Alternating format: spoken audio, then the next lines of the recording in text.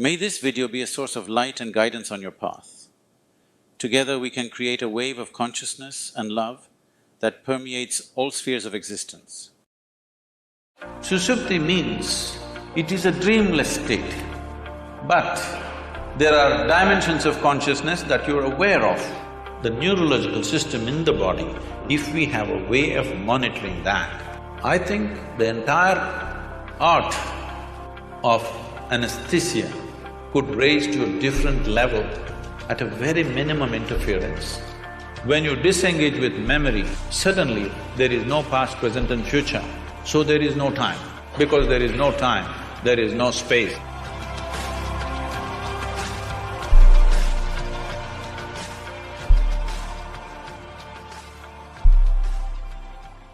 So I'll tell you why this started. 2 years ago, we were in a conversation with Sadhguru and I asked him, we all know that anesthesia works, but we really don't know how it works, and can you shed some light on it? And he talked to me briefly and then he said a statement which is, anesthesia, correct me if I'm wrong, Sadhguru, because sometimes I might be wrong, if I'm quoting you specifically, anesthesia cannot touch consciousness, it can only take away memory. I was blown away by that answer because that's not the way we think consciousness of. And maybe I thought, several days I've had sleepless nights thinking about maybe it's time for us to redefine the term consciousness itself. And having gone through several programs with him, I think I got some glimpses here and there to know that there's much more than what we know of. That's how this started. And so Emery, you are the one who has been doing a lot of work in this area, so you can probably start off telling me what we know now of how anesthesia actually causes loss of consciousness. Okay, so I'll start. And so again, it's a pleasure to share the stage with Sadhguru and with Nico. So, you know, how does anesthesia work? Actually, how many people here had anesthesia? Oh. Great topic, right? Yeah, right. A lot of clients out there. Exactly, right. All right, fantastic. So what happened to you? You know, some people say we turn the brain off, or we make you unconscious, we put you in a coma. But I think so we've tried to really understand what's happened. And we've done this by doing a number of studies in humans as well as in animals. And so I'll just give you the quick back of the envelope way to think about it. When you take the anesthesia drugs, or when they're given to you by the anesthesiologist, the brain isn't turned off. You know, it's not like all of a sudden a switch flips. If you look at what happens to the brain, it's actually in a highly dynamic state. It's really, the actual circuits in the brain are oscillating. They're creating waves. And to give you some sense of this, if you look at my hands like this and they're oscillating now, this is the way your brain is in a normal state of, forgive me, consciousness, right? All right? As I understand it in my little limited way, all right? But then what happens is the drugs take over the circuits, and now the circuits oscillate like this. And as long as you keep the drugs there, they're doing that. Now, what does that mean? It means that if this brain area was communicating with that brain area so that you could be conscious, it can no longer do that.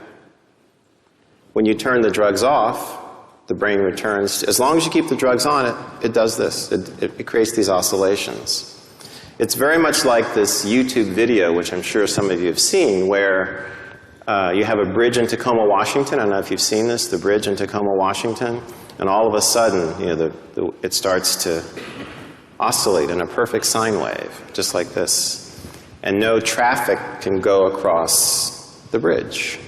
It's the same thing that happens under anesthesia.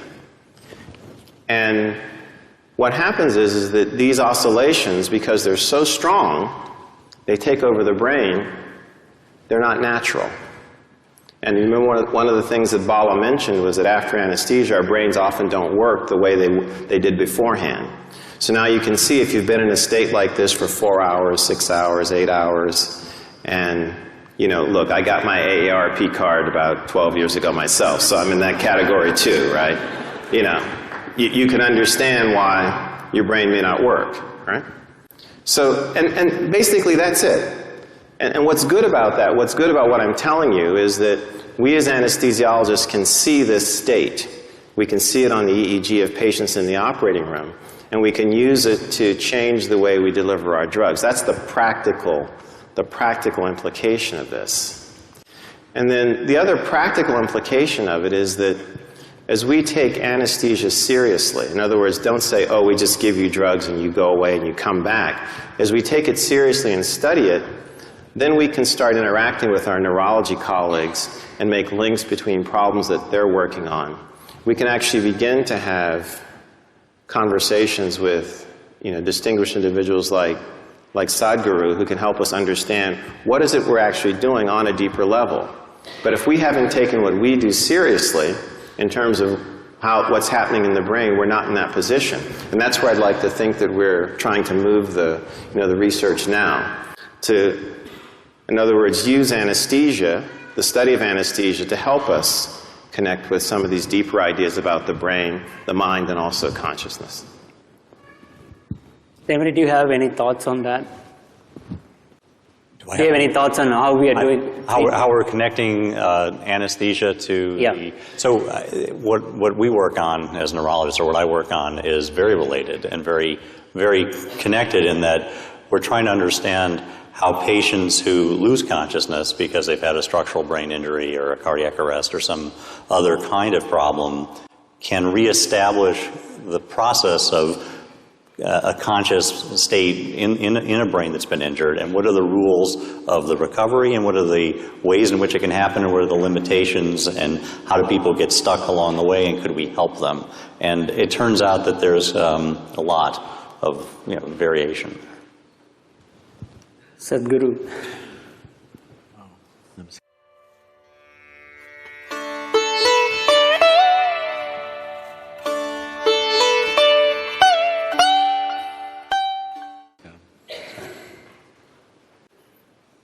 Dr. Brown and Dr. Skip, highly accomplished doctors in their areas of proficiency, but I'm completely unschooled. So,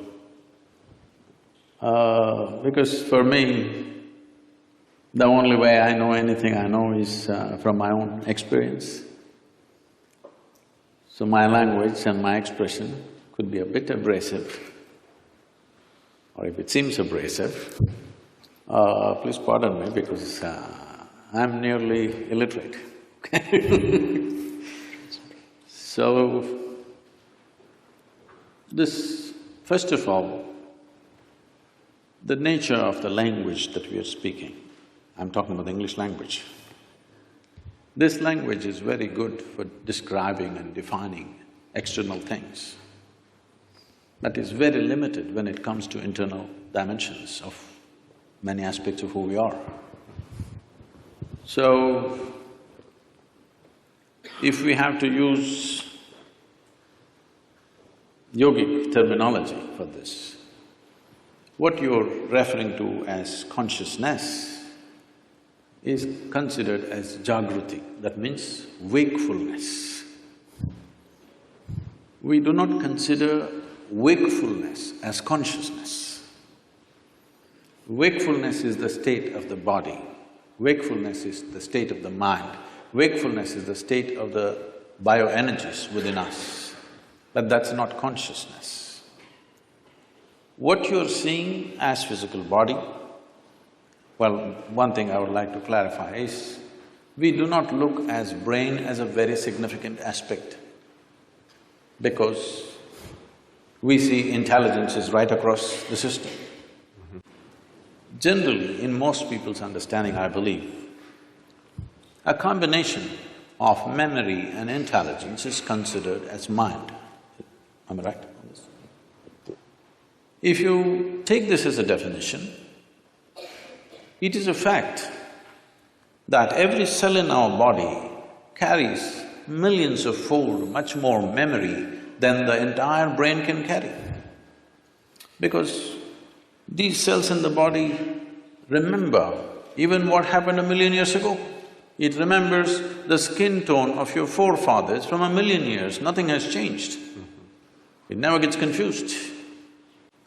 So what you can carry in the brain as conscious memory, what every cell or every DNA is carrying is phenomenally more. And the chemical dimension of what is being conducted in every cell is far more complex than you could ever figure with your entire brain.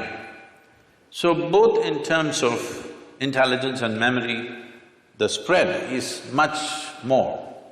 I think this entire focus on brain has come mainly because somewhere, probably pre-Renaissance time, we broke into this because that region, largely we're talking about Europe, where it was hugely dominated by very dogmatic belief systems. When people broke through that, nobody was supposed to think for themselves, everything was already said and done. When people broke through that and started thinking for themselves, thinking little freely looked like absolute liberation for those people. And I think that hangover still lasts in our education systems, in our medical sciences, in the very way we are approaching even fundamental sciences. That hangover, that thought is everything, is very profoundly influencing our social structure and our way of exploration. In the yogic sciences, we don't attach any significance to your thought. Whatever you're thinking, it's of no consequence to me. This is why whatever somebody is saying, we don't listen to them. We just feel them. We just feel them. What is their chemistry, what is their… how they are right now. I don't care what they are saying. This is how… maybe it's an evolutionary problem with me, because I've been in jungles by myself and I've seen most creatures judge you just like this. I think they showed a picture of me having a king cobra. I've been very closely involved with all kinds of creatures, particularly cobras and things. Their sense of our chemistry is so keen. You can just go in the wild and just pick up a cobra. As you saw, I'm not holding him by his head, he's not a pet cobra. He's a king cobra. If he bites you, he won't give you more than 20 to 40 minutes before you're done.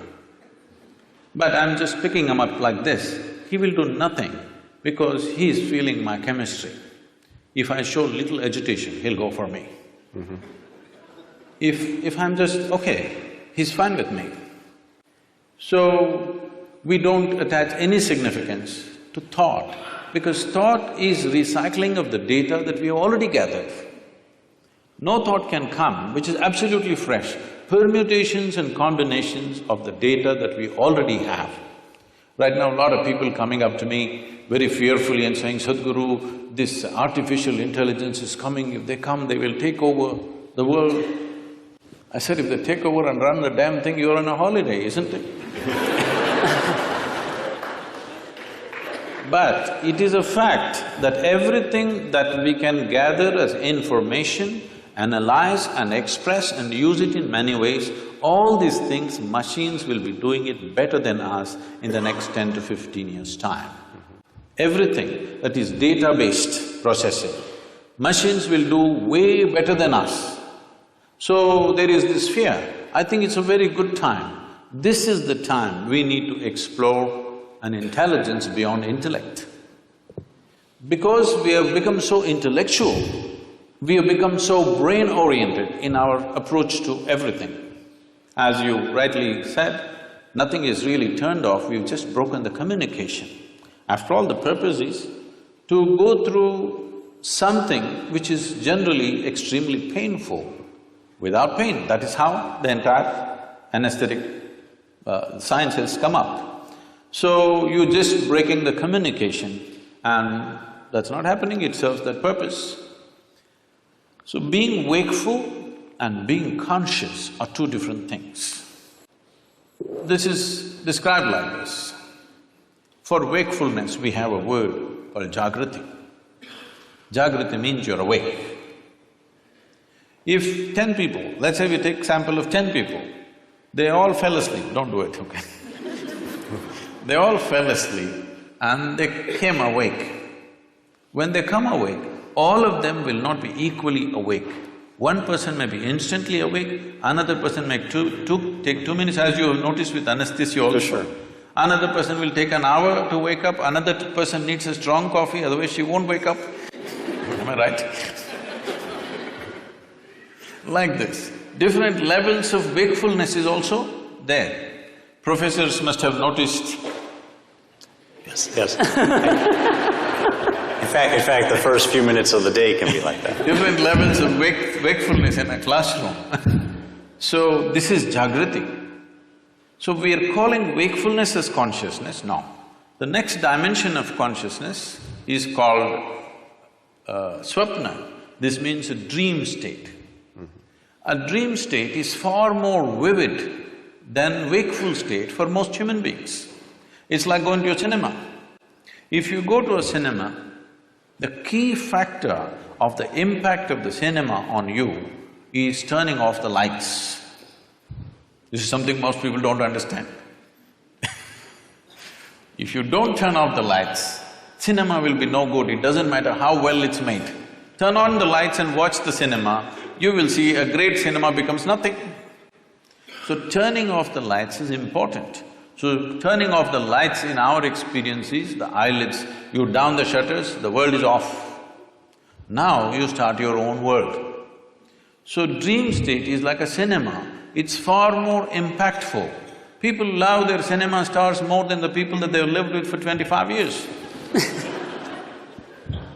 But they have not even seen them, all they saw was play of light and sound. But that is far more impactful simply because lights are off. So, eyelid is that, if you roll it down, lights should be off, world should be closed. But right now, the problem is this mental faculty has not been taken charge of, so it's running wild all the time with eyes closed. So this dream state is considered a more powerful state than Jagriti.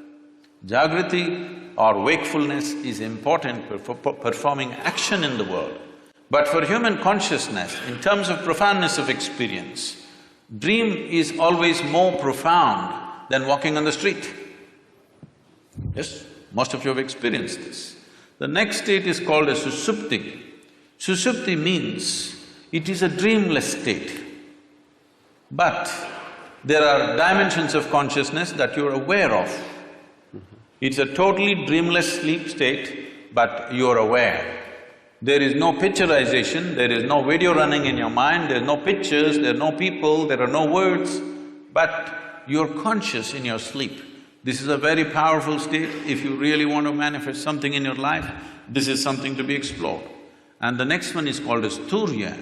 This is consciousness, where there is no memory involved of any kind. Essentially in the yogic sciences, we are looking at consciousness as an intelligence beyond memory.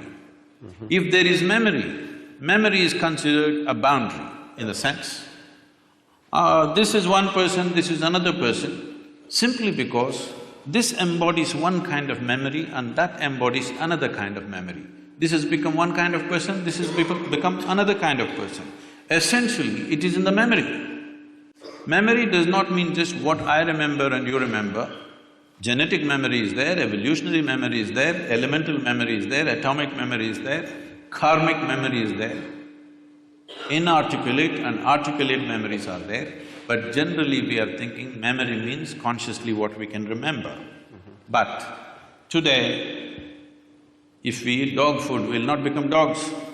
Something within us remembers, no matter what you eat, this has to be only transformed into a human being. It doesn't matter what you eat. If you and a cow every day eat a mango, no merger will happen. Perfect memory is established, evolutionary memory is absolute. So, these different dimensions of memory are playing on a daily basis. People are thinking their thoughts are free. It's a joke because your memory is determining everything. So, largely in one single word we call this karma.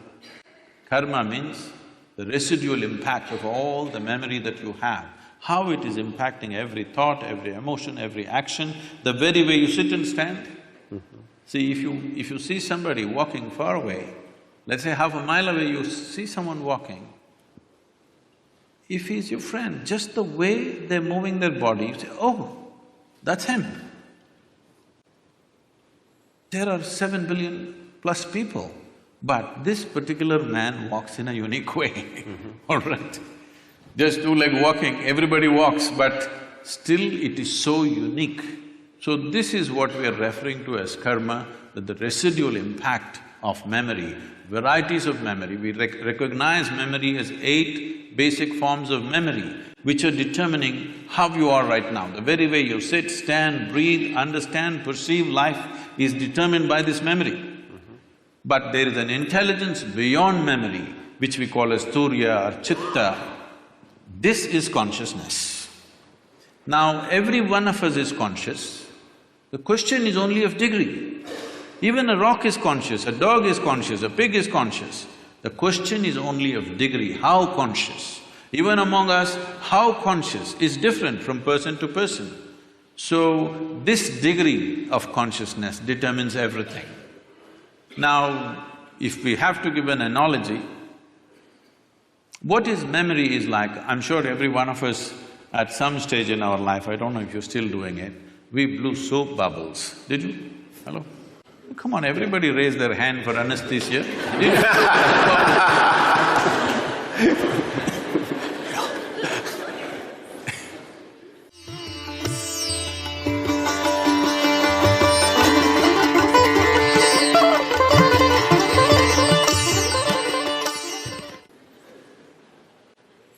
So, when you blow a soap bubble, the soap part of it, which is very little, just a tiny drop, the large part of it is air that it captures. So how big a bubble? When you were children, who can blow the biggest bubble was a big deal. And it's a certain amount of technique. Yes. How you do it. Somebody blew this big bubble, somebody got only this much. So how big a bubble? This bubble is like this, the kind of soap and how it gathers is your memory. It forms it gives it a form. But when the memory bursts, there is no such thing as your air and my air. There is no such thing as your consciousness and my consciousness.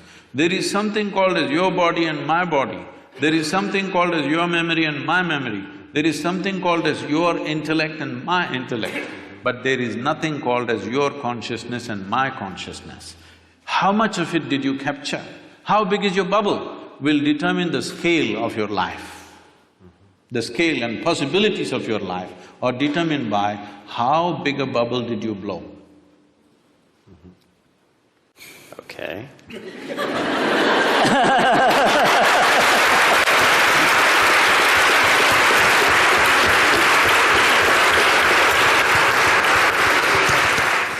Well, let me pose you a question, Sadhguru.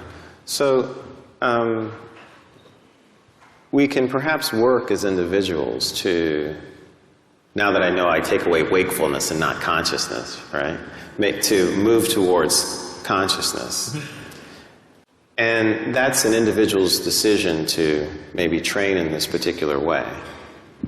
So, is there some way that we can harness these insights like you have, harness this understanding, and use it as anesthesiologists to take care of patients?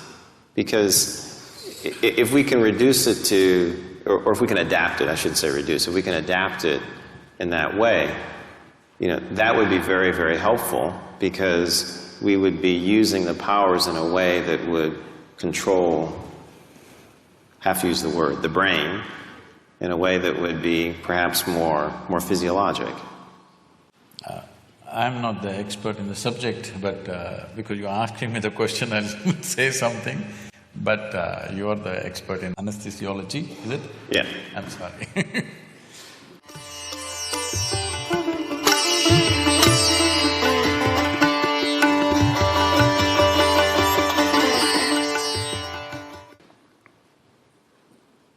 In my simple understanding, anesthesia as a process has come into being in this world, or is existing right now, because there is pain. Pain, when it happens to us, is a bad thing. Nobody wants pain.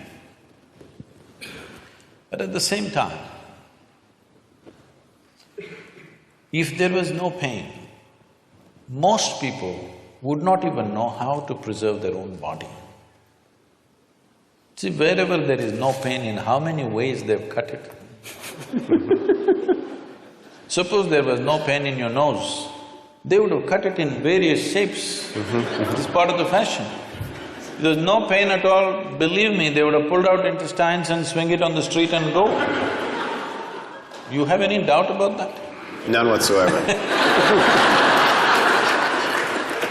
So, essentially because there is pain in the body, and pain is a protective mechanism. Because most human beings still don't have the necessary intelligence even to preserve themselves.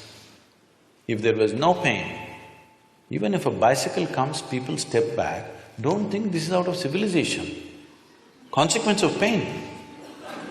If there was no pain, even if a truck comes, they would just walk. Yes, they would.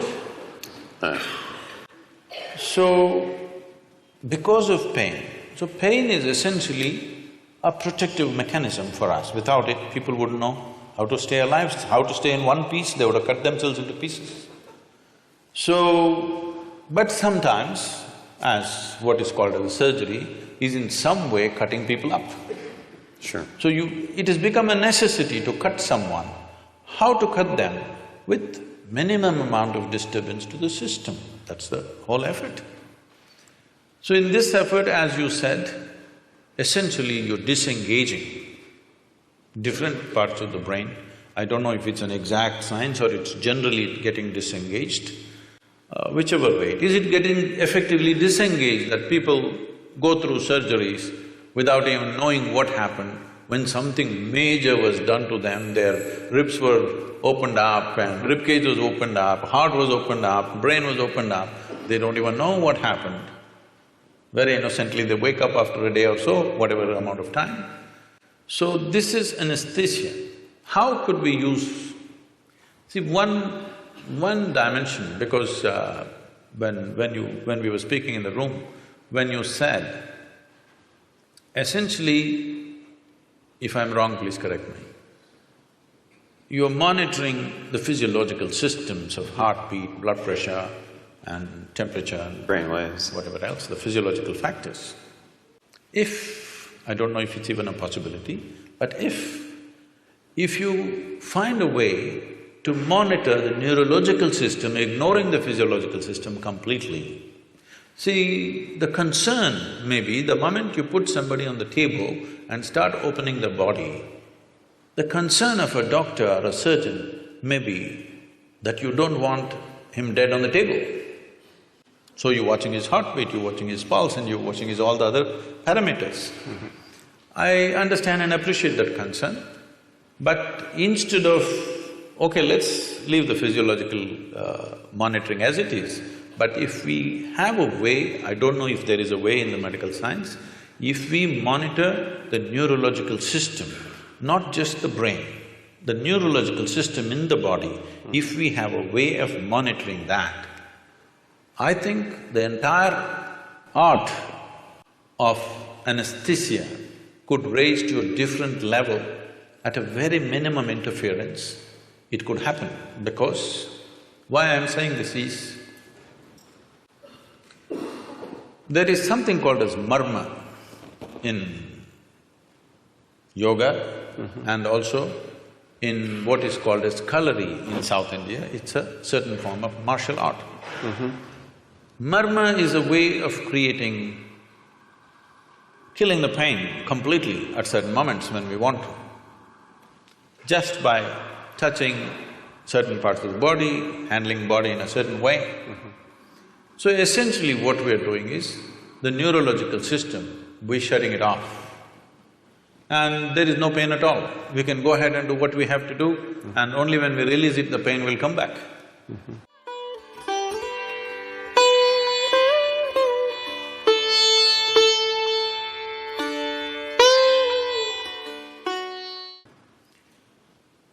So, using that as a basis, I'm saying, If medical science has a way of monitoring the neurological impulse as it's happening, and if there is some way to introduce anesthetics in whatever form that you use, I don't know all the cocktails that are used, but if it is done properly, probably, I'm just guessing, I'm not an expert on this, probably with 2% or 3% of your medicine, you could still have the same effect on the patient.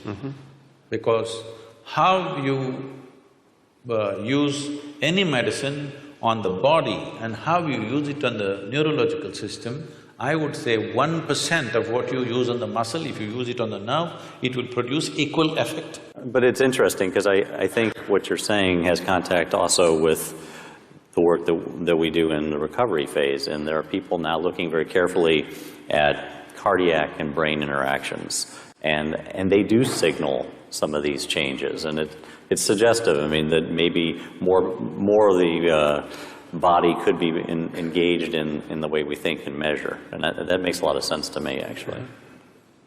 Can I ask you another question? I did a little reading about you, and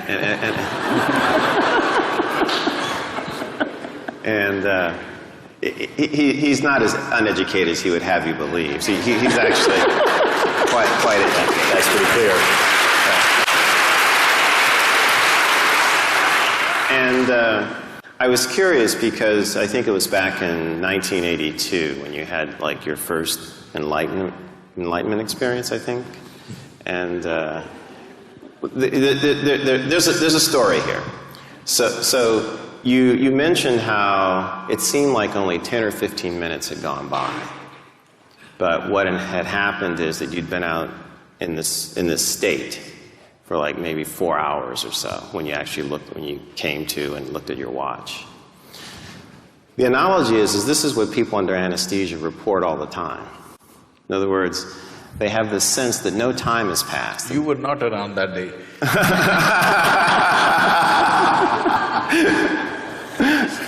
Maybe I'm reaching. But they report a very similar phenomenon, you know, that it seems like they'll wake up sometimes from anesthesia and they'll go, you know, have you started yet? You're done? They're actually quite surprised. So whatever our timekeeping mechanism is, right? It's different from sleep. It's noticeably different from sleep because often when you sleep, except in some rare instances, you have a sense that, you know, time has passed. You know, you went to sleep, you woke up, you know, you may not be able to judge it exactly. But characteristically, under anesthesia, when people come to, they feel like no time has passed. Any thoughts? Mm-hmm. See, our sense of time, the only way human beings know time is by the cyclical movement of things that are happening. If the earth spins once, we call it a day. If the moon goes around the earth, we call it a month. If the planet goes around the sun, we call it a year. Or if the clock goes around, we call it an hour. Mm-hmm. So only by cyclical movements we know time. What cyclical movement means is, all physical dimensions of the existence, from atomic to cosmic, exists only because of cyclical movements. Anything physical in the universe is naturally cyclical. Mm-hmm. So the entire yogic process is just about this, how to transcend the cyclical movement of our existence. Because cyclical movement means we are going in circles. If I tell somebody, you're going in circles, what does it mean? It means you're not getting anywhere. So this is the fundamental ethos, that once you're attached to cyclical moments of life, you're not really getting anywhere, but it feels like you're going somewhere. Today, everybody knows this experience because most of them walk only on the treadmills.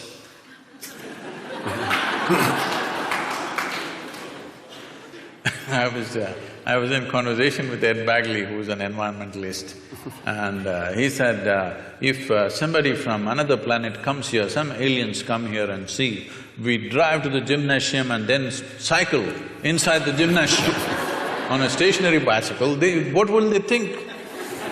Right. So, cyclical movement signifies physical existence. Physical existence, as today fundamental physics is talking about it, forever the yogic sciences have been saying this, it is a minuscule of the larger space. It is just some 0.000 some percentage, negligible percentage, all of us together, and the planet and the universe and everything. The physical universe is just way below 1% of the cosmic space. That is true even with the individual atom. Even in the individual atom, the substance is way below 1%. So this minuscule is our engagement. How I see in my experience is, it's only the footprint. We are so engaged with the footprint. I have been in the jungles of South India for long periods of time. At one time I was involved in tiger census. So for days on end we followed the tiger's footprints. We saw only the footprint, we have not seen a damn tiger. So till you see the tiger, by footprints, whatever imagination you have, tiger breaks it for you. When he growls at you, it's all gone. All the… you studied the footprint, you thought you understood and how he does things, his behavior, everything you understood by his footprints, how he moves, what he does. But when you see him, all this knowledge you gather vanishes in one moment. Fortunately, he didn't make breakfast out of you, but even just seeing him, everything vanished. So right now, we are just studying the footprint. Consciousness, the remaining 99 point whatever percentage that is there in the atom, that's there in the cosmos, this is consciousness. An atom has captured a minuscule of consciousness. You and me have captured the largest amount compared to any other creature on this planet. That's why we are at the peak of evolution, that we have captured the largest. But time we know only because of our involvement with cyclical movements. Once there is no cyclical movement, or in some way if you get disengaged with the physicality of your existence. When I say physicality, everything that is physical about you is accumulated over a period of time, isn't it? Sure. It's an accumulation.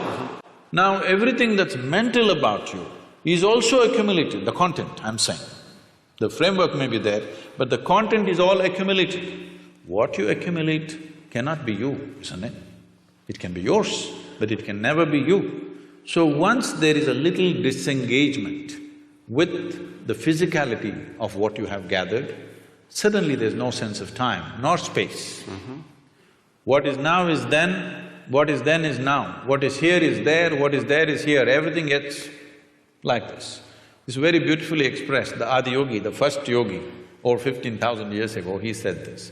People, his disciples, squeezing him, asking, what is the nature of this existence? Where does the cosmos begin? Where does it end? He laughs at them and says, I can pack your cosmos into a mustard seed. Wow. So just make sure we understand.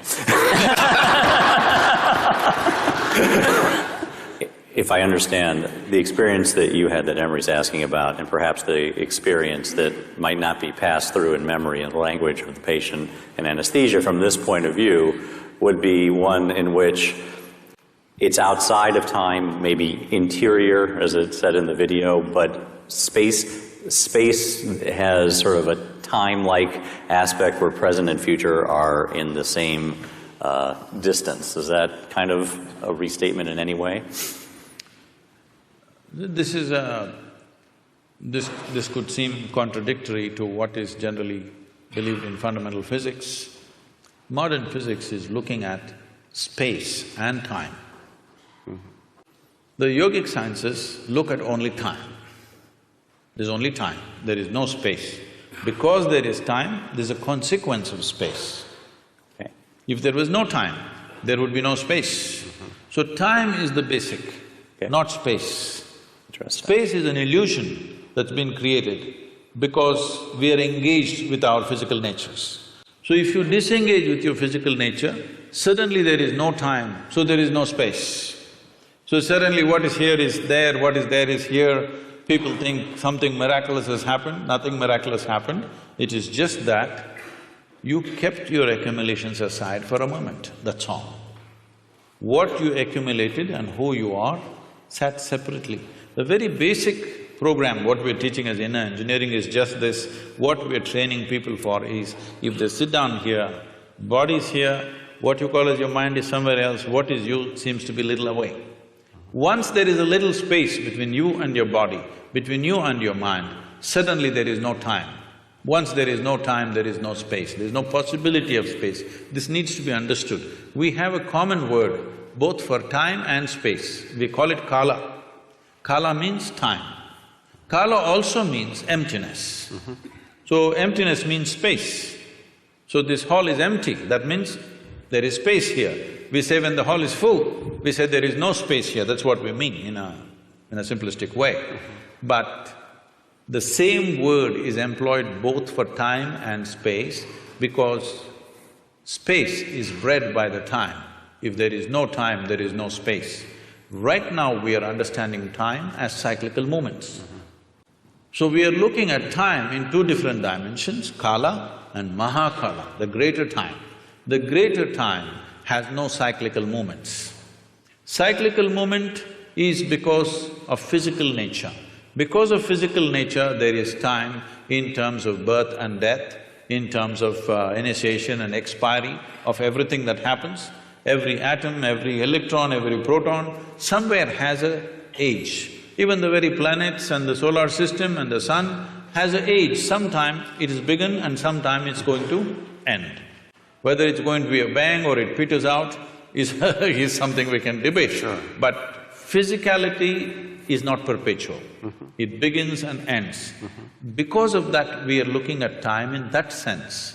But there is time beyond cyclical nature. This we call mahakala. Is there some logical way of explaining it? No. It is just that when you disengage with physical nature, which is the main purpose of yoga, because otherwise, when you engage with your physical nature, you engage with your memory. Your body is just memory, variety of memory. 8 different dimensions we are talking, whether we see 8 or 4 or 1, it doesn't matter. This has taken a particular form only because of memory. It is functioning in a particular way only because of memory. So when we disengage with physical form, we are disengaging with memory absolutely.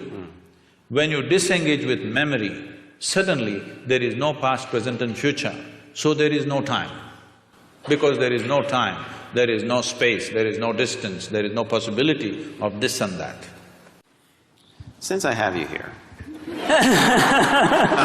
I'm yours. No, thank you. Professor sir. No.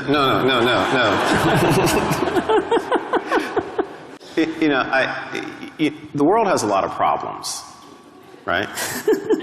And, one of the things that we need to solve, and we were talking about some of this, just as we were sitting down there before the program started. Can I correct that question a little bit, sir? Sure.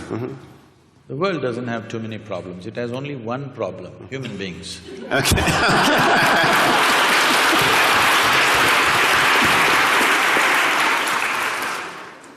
So if we could focus on that one issue. All right. What do we do? How do we use, the insights, the understanding, the enlightenment that you have to go after some of these issues? Because they're very real and they threaten us.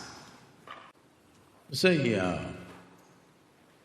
by every definition that we have made, we have defined ourselves as the most intelligent creatures on the planet. These are all our definitions. I don't know if the insects agree with us. But by our own definitions, we are the most intelligent of the species. So our understanding is right now, whoever dominates must be most intelligent. So for which we are paying a lot of price. Whoever is right now in domination, he is the most intelligent. If you go by that, we are the most intelligent. Maybe we are the most intellectual, yes, of all the creatures. But we are not the most intelligent, because We don't even know what to eat after these millions of years. Hello? Even now research is going on, what is the best thing to eat? If you put something in front of your dog, one sniff, he knows whether to eat or not to eat.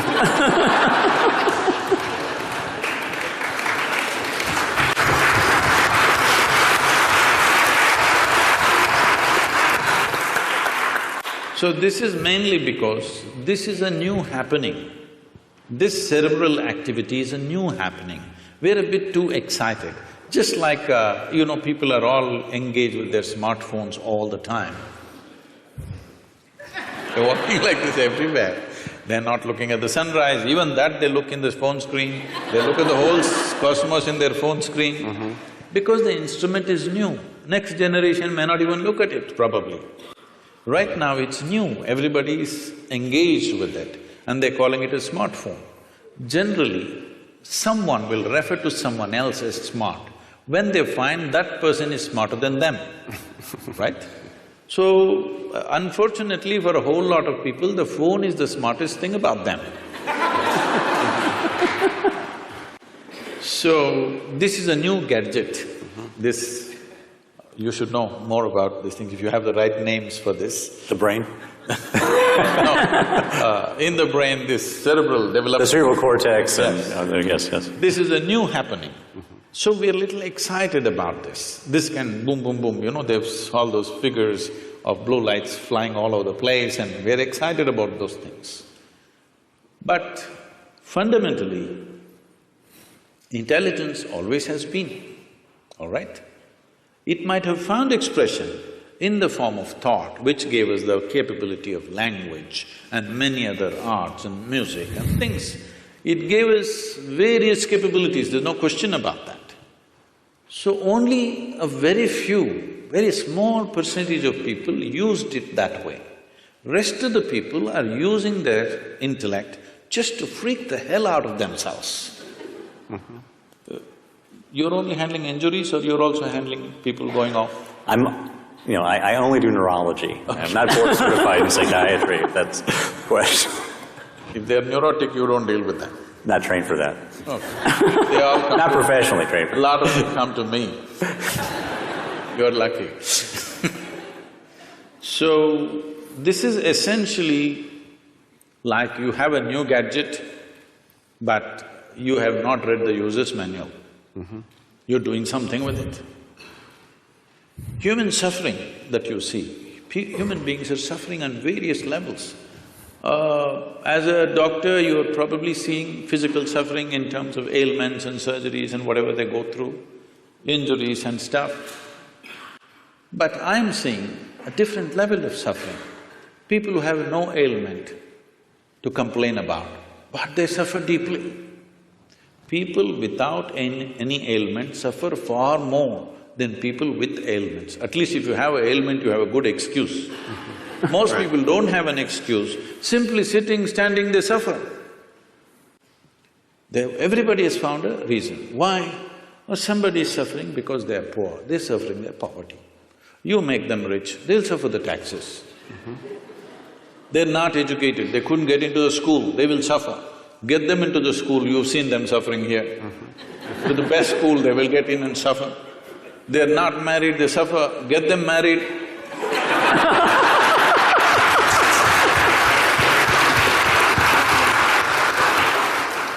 So they are not suffering their life, this is something that needs to be understood.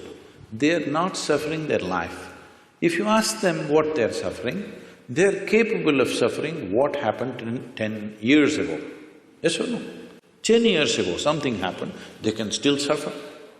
And they're capable of suffering what may happen day after tomorrow already.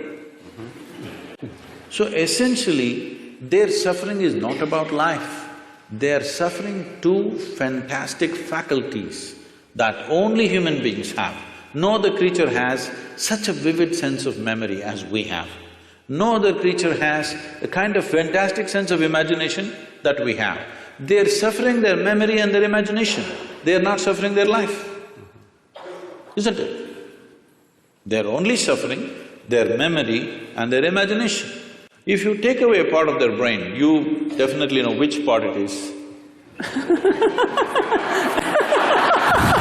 If you take out some part of their brain, whatever that part, they will all sit very peacefully, maybe even happy, I don't know.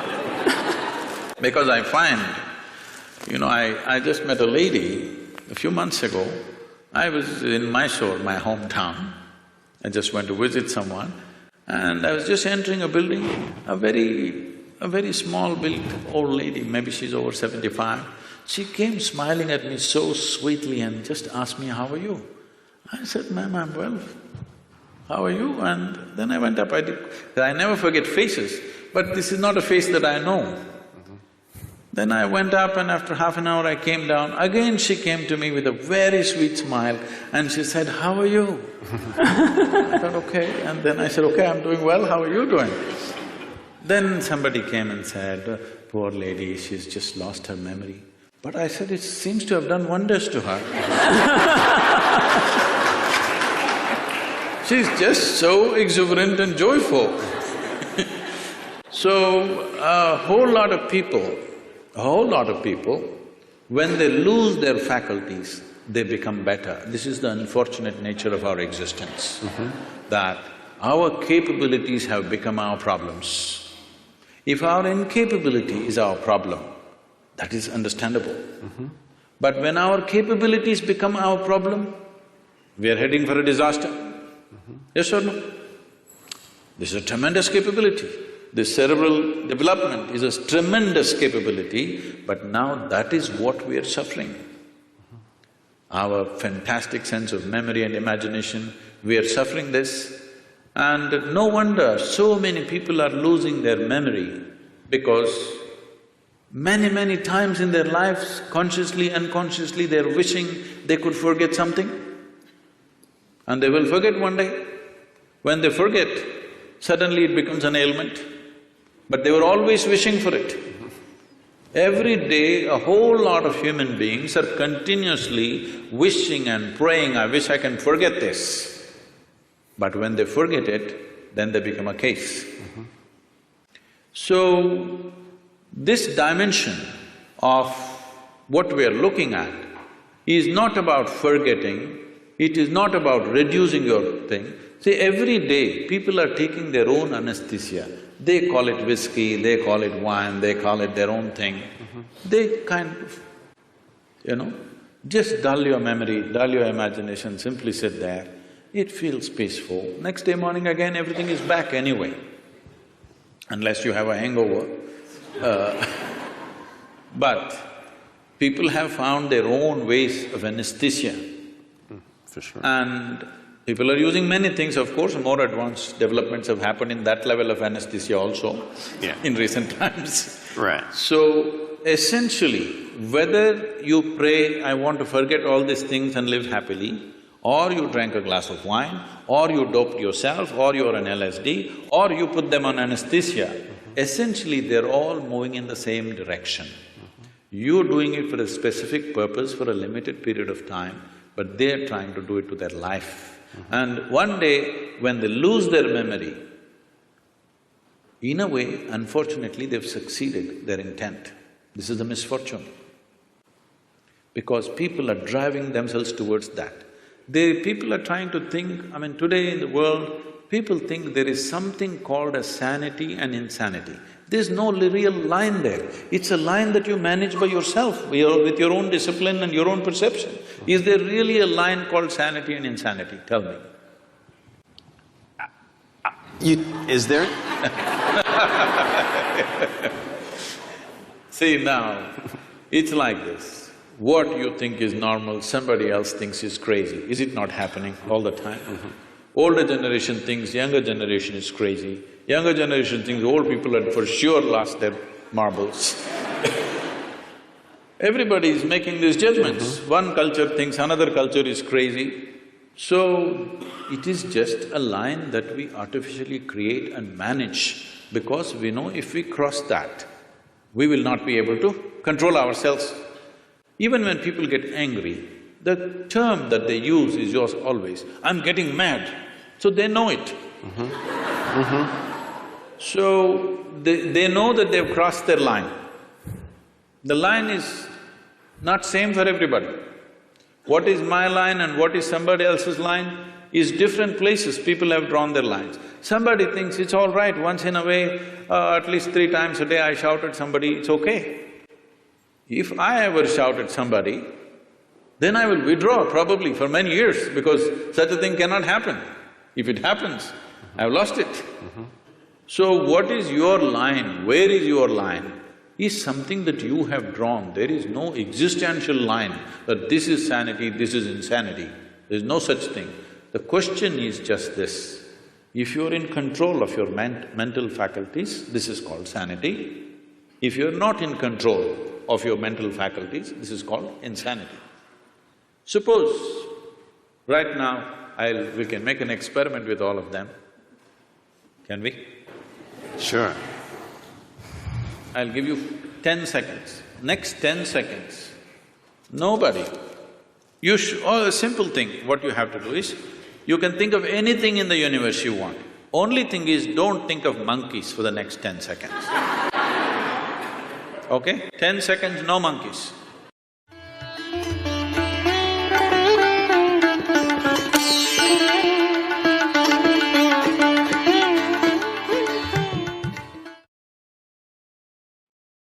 You will count millions of only monkeys. So, our faculties are not totally in control. The question is only, how crazy are you? Okay? You are a little more crazy than me, that's about it. But there's no such thing as somebody is absolutely sane and somebody is absolutely insane. What means a lot to me looks like insanity to somebody else. Is it not happening every day? What means a world to you, somebody else thinks this is insanity. What means a world to them, you may think it's insanity. All kinds of things are being done in the world and it looks perfectly normal for that person, it's only others who are making this judgment that he is insane. Only thing is, if what is out of control goes to a point where it causes active harm to himself or to people around him, then we are diagnosing him as totally insane. But there has to be some sort of agreement, and I'll just call it that, so that we can have a functional social structure, right? So you're saying sanity is a social thing? I'm afraid to assert here. It is so. See, even in terms of sanity and insanity, what is crime and what is not, is a social thing, isn't it? Right. It's a very social thing. So when we're talking about social things keep on evolving from generation to generation, it keeps changing. What you thought was wrong has become right, what you thought was right has become wrong. In one generation it happens, isn't it? So social realities we don't have to debate because it's a flux that all of us create. It's generally called culture. Culture is not something that dropped upon us. What mess we create today is tomorrow's culture. What the previous generations did, they did not do everything consciously, they did some mess. That's our culture right now. So if I understand the answer, it's a very hopeful answer. Because no matter how bad things look, they present to us a problem we can solve. Is that in the next generation? Is that sort of the point? You have teenage children or something?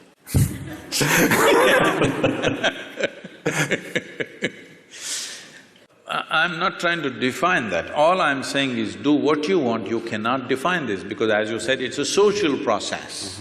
Social process, today we are democratic countries, so it's decided by the majority as to what is right. What majority decides may not always be a perfect solution, but we have agreed that if the majority says this, we do that, right or wrong. Works or doesn't work, we do just that when the majority says that, at least with certain aspects of life. With certain other aspects, we have retained the authority in some kind of experts. Let's say in anesthesiology, if you say something, maybe that's the right thing. Let's say somebody has come up just today, he passed his medical exam and he's come, if he says he will be put through 1,000 tests, But if you say it, people will accept it simply because of a certain record and a certain reputation and whatever. But it may not always work. Reputation and records may not always work, but we are looking at largely what works. So these are all social processes. Without going into that, when we talk about anesthesia, when we talk about disengagement, or when we talk about meditativeness, this word meditation in English language has to be cleared because we've been going through that.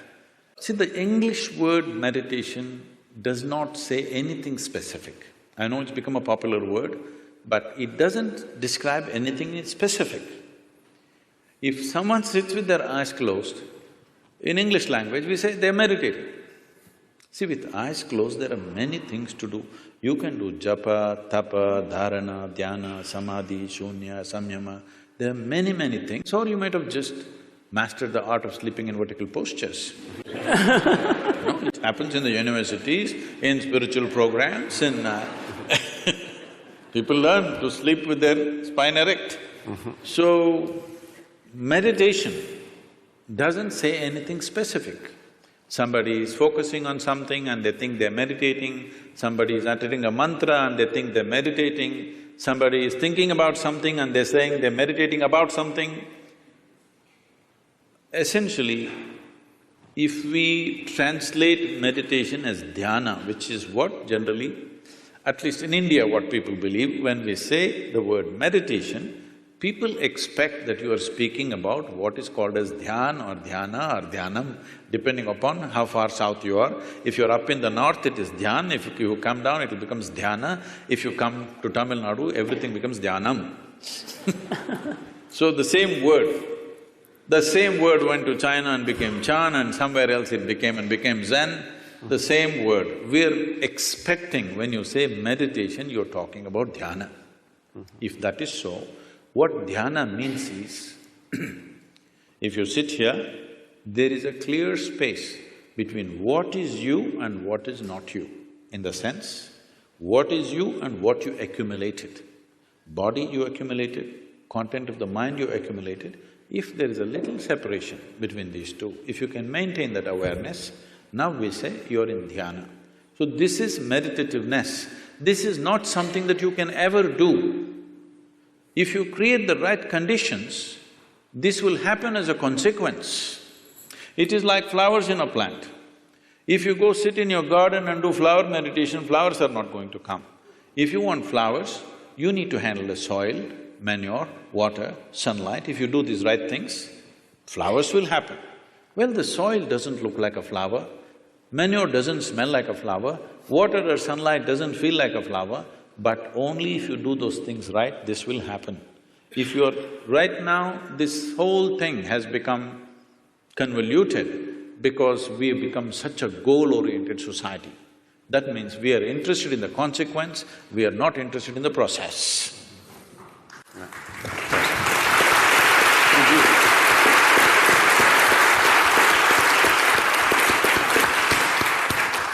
So we have… we'll move on to the question answers for the audience and also the researchers here. We began this conversation with a discussion of levels of consciousness of… maybe I'm taking us down to a lower level that befits my character. But I'm wondering, one of the things Dr. Skiff you asked is, as people are recovering from certain kinds of processes, maybe they're entering different states of consciousness that science has not yet, learned about. I'm wondering if that theory is necessary because we know about the plasticity of the brain. I think Baki Rita, is that the gentleman who talks about plasticity of the brain and extraordinary things that the brain can do to recover functions in different parts as it's damaged. That's one, and maybe that's a more technical question. I have a larger question for Sadhguru. You spoke very eloquently about memory, intellection, asking us to put those aside. And I'm trying to understand exactly what you mean because I haven't caught it, I'm sorry to say, because it seems to me those are the unique or extraordinary things about us as human beings, right? The fact that we have this historical memory going back to Mesopotamia and beyond, you know, in India, thousands of years, and also as individual human beings, and intellection, which allows us to build spaceships in addition to sit here and listen to you. So I'm not quite sure how you mean for us to leave those aside or place less value on them. I did not talk about devaluing them or leaving them aside.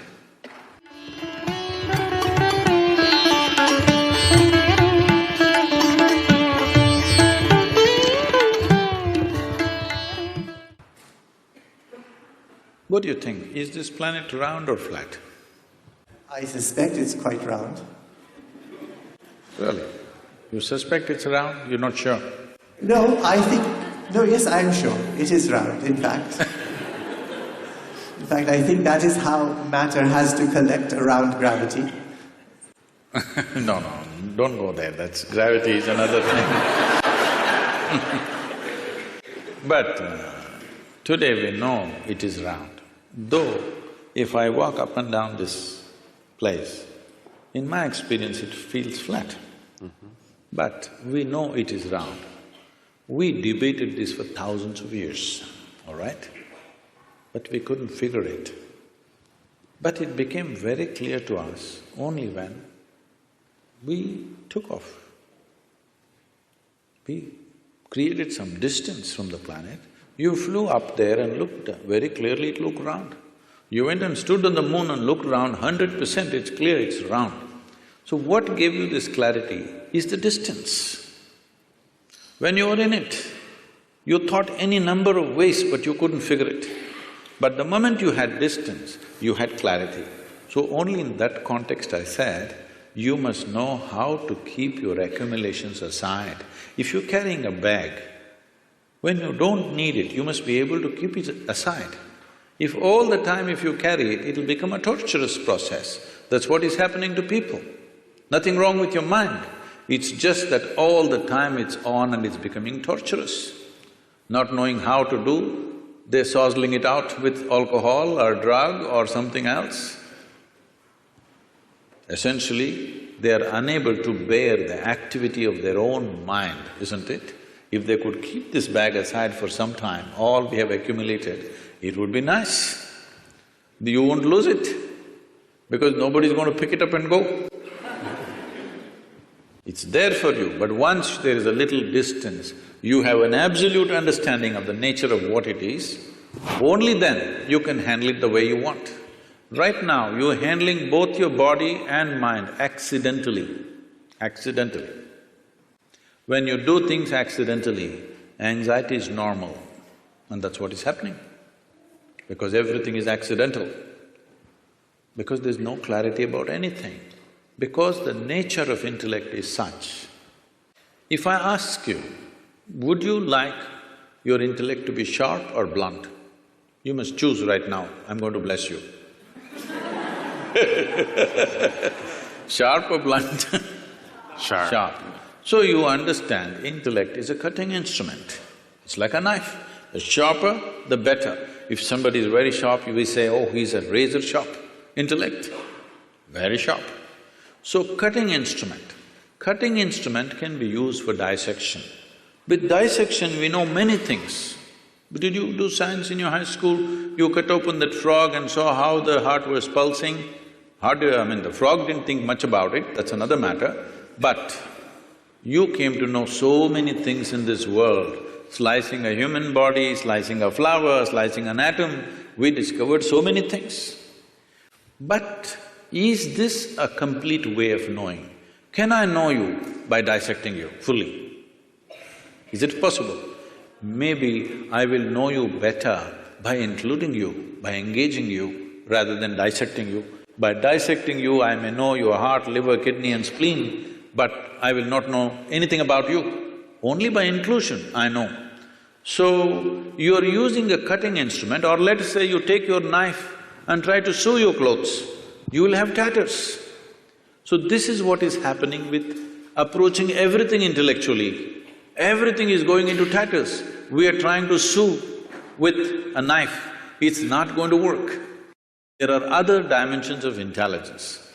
We in the yogic way of looking at things, we look at human intelligence as 16 parts. Out of the 16 parts, to make it simpler, we can make it into 4 categories.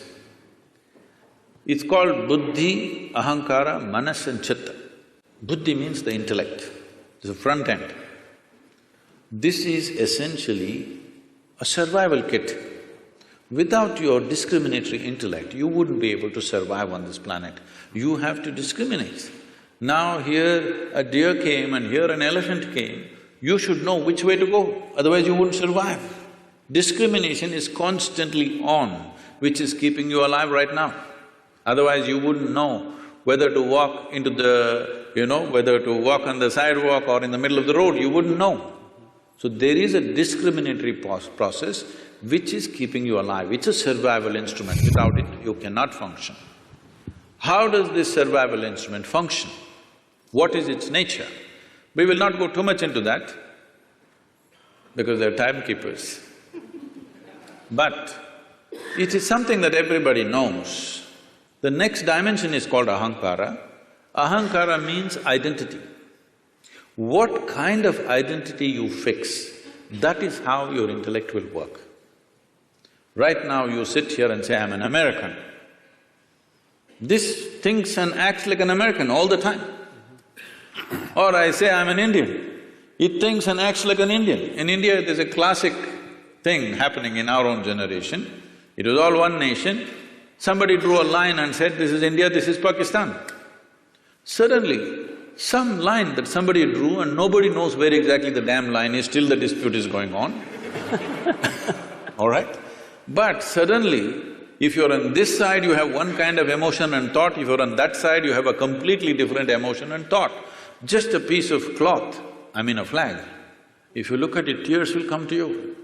People are willing to live for it and die for it, all right? So that is how it is, identity. The moment you identify with something, your intellect serves that identity, always. If you say, I'm a man, it always functions as a man. If you say, I'm a woman, it functions that way. If I say I'm this or that or whatever, race, religion, nationality, anything, the moment you identify with something, your intellect is striving only to protect that identity and support that. That's how your intellect is functioning. In modern societies, we've done nothing about this. People are getting identified with football clubs. They're nations by themselves. Yes? Oh, yeah. Football club is a nation by itself. People are willing to fight for it and die for it. Because we have not cultured an identity. When a culturing an identity means, in India there was a system, now unfortunately it's largely gone, though still some part of India still has this. First thing before we start education, it's called Vidyarambham. Before you start education, the first thing is, you must take an universal identity, cosmic identity.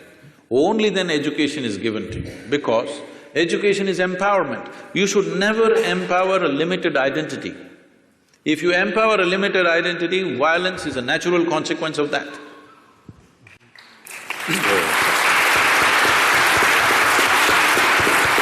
So, just tell me, what is it that we are fighting for on this planet?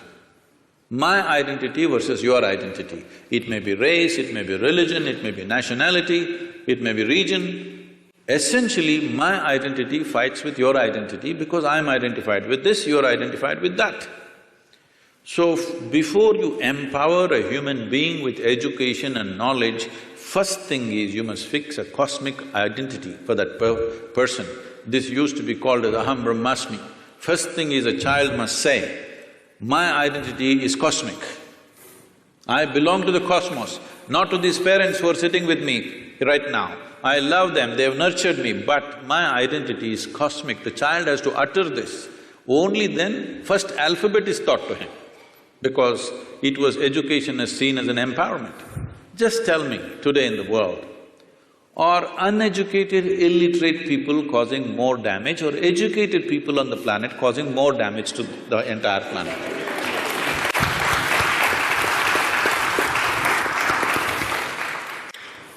So, it is just unfortunately, empowerment is happening without fixing the identity. With my limited identity, if I study all kinds of nuclear science, what am I going to do? I'm going to bomb you, that's all I'm going to do to you. What else will I do to you?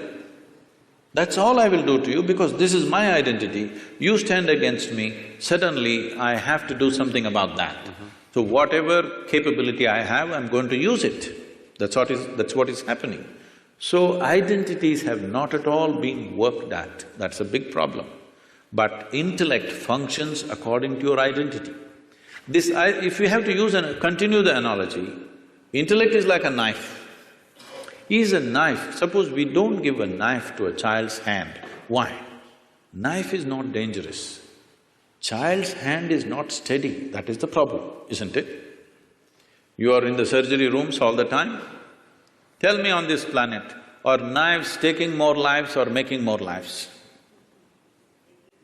Hello? Really, it's taking more lives? Are you a surgeon?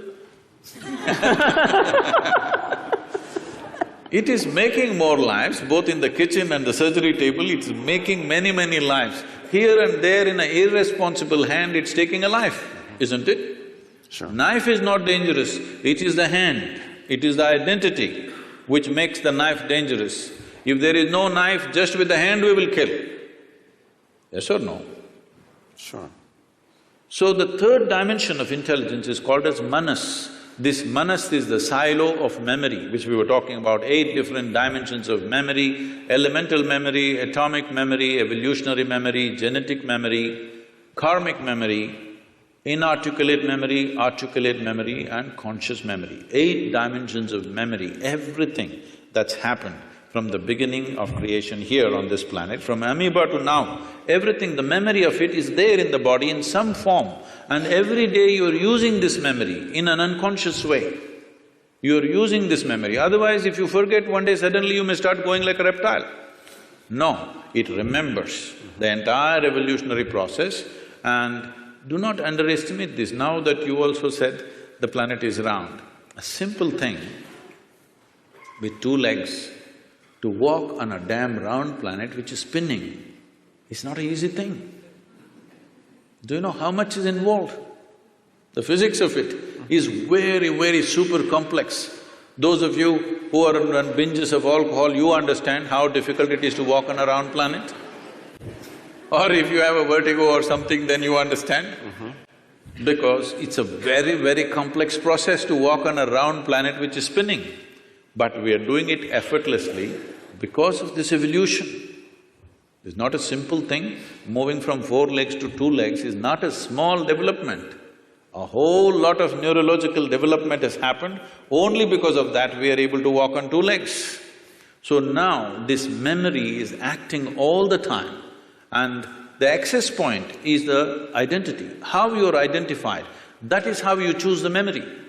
Whatever kind of memory, both of us may have same kind of memory, but if I am identified one way and he is identified another way, we will choose memory differently, organize memory differently and act differently. For the same education, aren't people going different ways? In the same house, 2 children are born, same genetics, same food, same school, are they not going in like this? Because depends on what kind of identity one has chosen. This disciplining or setting a limitless identity, not a small limited identity, must happen at an early age. If this doesn't happen, our intelligence will work against us. That's what is happening in the world today. The 4th dimension of intelligence is called chitta. This is unsullied by memory. This is an intelligence unsullied by memory. There is not an iota of memory in this. This is what normally in English language is passing off as consciousness. So, where there is no memory, there can be no boundary. Memory is the basis of boundary. This is me and that is you, this is my memory versus your memory. This is me and this is a table, this is only by memory. If there is no memory, there is no boundary. So going beyond those states of memory is necessary for every human being, whatever capabilities you have right now. Because of our explorations, our knowledge, our science, our technologies, Well, this is what is eating up the very basis of our life also, isn't it so? The planet is going away. We have no solution for that, but we're going on simply because we have explored bits and pieces without grasping the entire dimension of what it is. Consciousness means that you went beyond the boundaries of your memory and grasped life as it is. Now it doesn't matter how much knowledge you have, you will do what is needed and nothing more than what is needed, and that's what needs to happen in the world.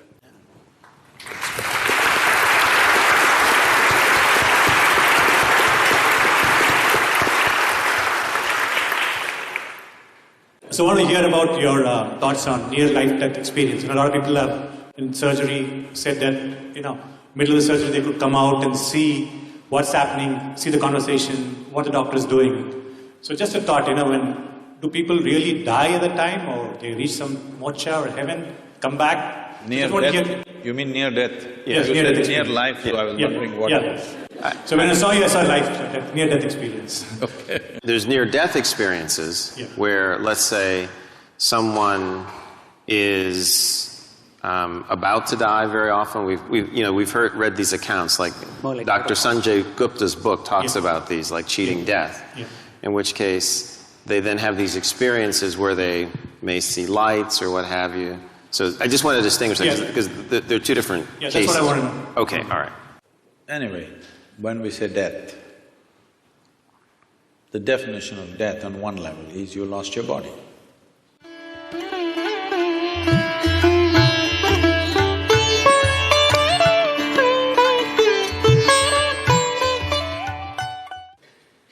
That's what it is.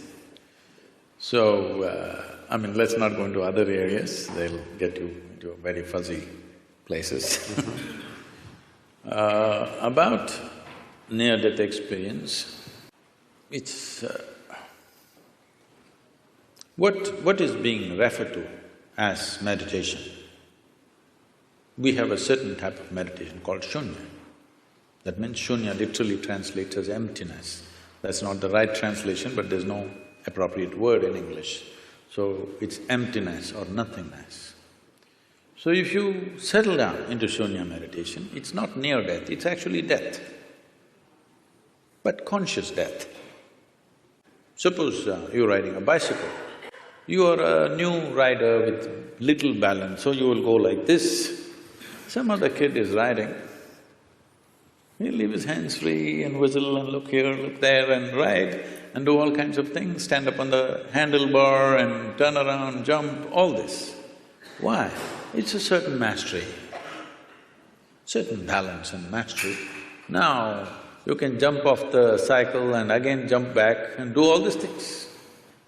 Similarly with your body, if you have a certain amount of mastery, you can jump off and jump back quite effortlessly. Now it is happening accidentally because of some medication, or for many people during 60s, 70s, the LSD time, there were a whole lot of people talking about this thing, sir, it's your time. It was.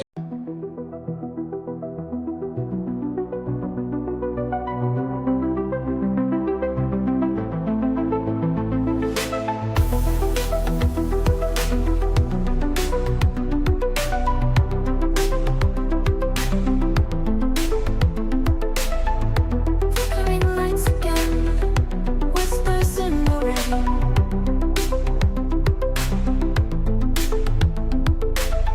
Stars begin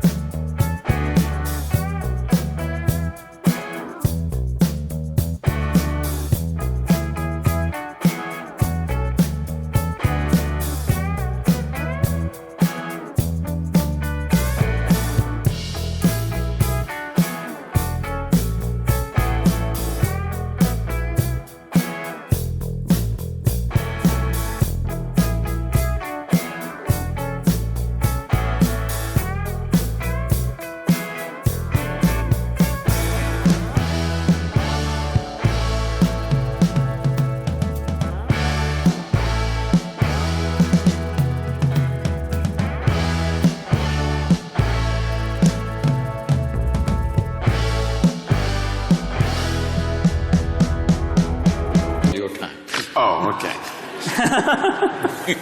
Metaphorically. So, a whole lot of people talking about this, and it really happened to them. It's not that they were imagining things, it actually happened to many of them. But it was also because it was hallucinatory. Nobody knows whether it's this or that. There's no way to for sure say it actually happened to them or not. But I've met many people of those times who genuinely experienced things with which their lives got transformed in many different ways. In a crazy way, but suddenly everything about them changed simply because somewhere they perceived this… you can yo-yo this body a little bit if you wish, it's not a permanent thing. Just that little awareness changed the way they perceive life and they behave and they do things in their life. So this near-death, I'm not really looked at any of the thing, but some people have told me, some popular books, they were saying they see angels and there's a tunnel going. See, one thing is, you must understand, when somebody is going on the surgery table, the doctors may be confident, the patient always fears that he may die.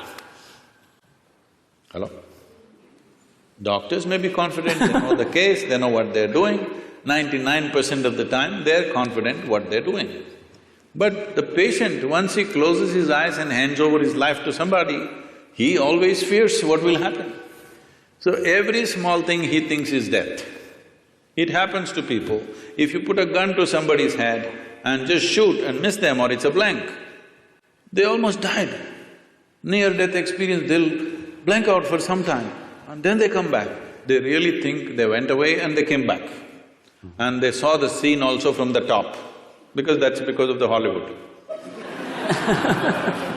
So, human mind is capable of creating many dimensions of experiences. It need not be construed as death, it's life. First of all, anyway, I'm coming out with a book on death, an inside story. I'm doing this for 6.5 years, it's not complete yet. Okay. Hope in the next year or so I will come out with this. Why I'm saying this is, in reality, there is no such thing as death. It's life, life and life alone, moving from one dimension to another dimension to another. So if I lose one dimension, it looks like that is dead. Right now, it is a medical fact that they say approximately every fortnight, you're losing 7 kilograms of your existing body and something new has come in 1 fortnight. Whatever your weight, you must just calculate in how many fortnights you're completely lost. Everything that you have in your body is being lost continuously and something else is coming in. But you don't experience as that every meal and every day you empty your bowels, you must experience it as near death. But that doesn't happen to you.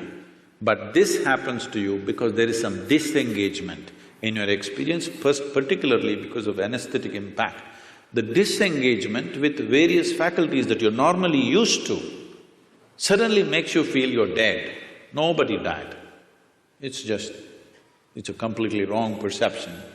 Yes, every moment of your life, if you are willing, if you are not entangled with situations and your own thoughts and emotions, there are many things you can perceive right here. Right here, sitting here, you can look at your life from there, okay? This is not near death, this is life. But because, as I said, loss of faculties works out well for a lot of people, unfortunately. It's not a good thing. This happened. A man met a close friend of his that he knew very well when they were in the university together, after 25 years break.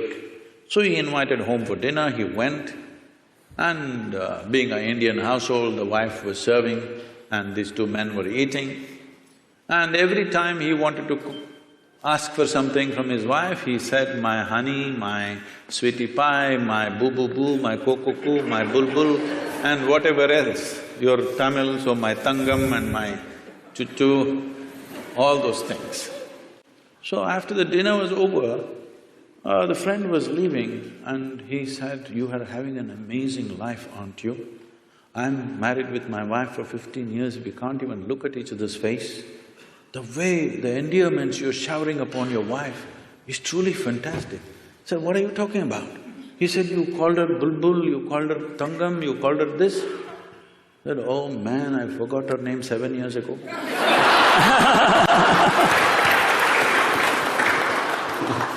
Loss of faculties, unfortunately, work very well for a lot of people because they are suffering their faculties.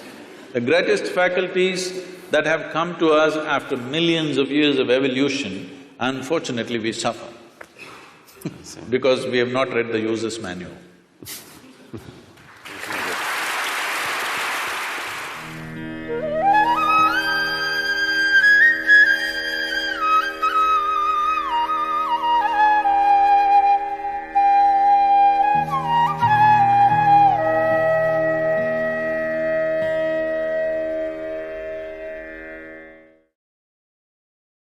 We value your contribution.